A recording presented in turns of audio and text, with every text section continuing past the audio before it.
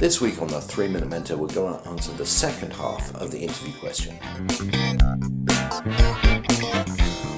Last week on the 3-Minute Mentor, we talked about preparing for the interview. So today, let's actually talk about what happens when you're in the interview. And there are 3 things I want you to consider. First of all, I want you to consider you. Believe it or not, 93% of the effectiveness is what you look like and what you sound like. Remember, you never get a second chance to make a first impression. Having said that, your content's also important.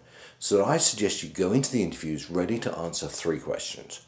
Question number 1, why am I right in terms of content and approach and network for this job? Have answers to those questions.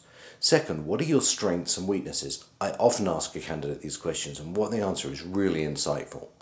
And third, what are your long-term career prospects?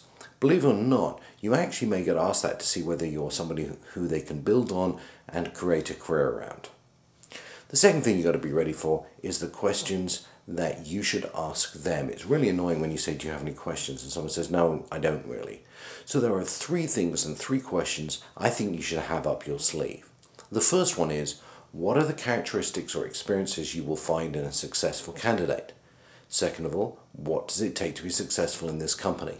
And 3, what are the long-term potentials for the job? Asking those questions and getting those answers will give you some great insights that you can actually replay to the interviewer, positioning yourself for the job.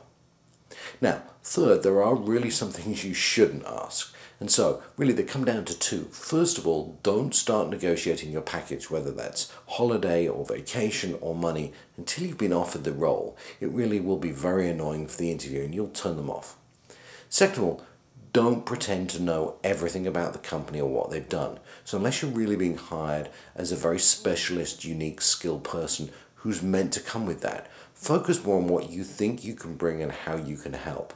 Otherwise, you could get it wrong and really annoy them. Bottom line is, you want to join a company in which you can be successful. Asking the right questions and having the right answers will really impress a future employer.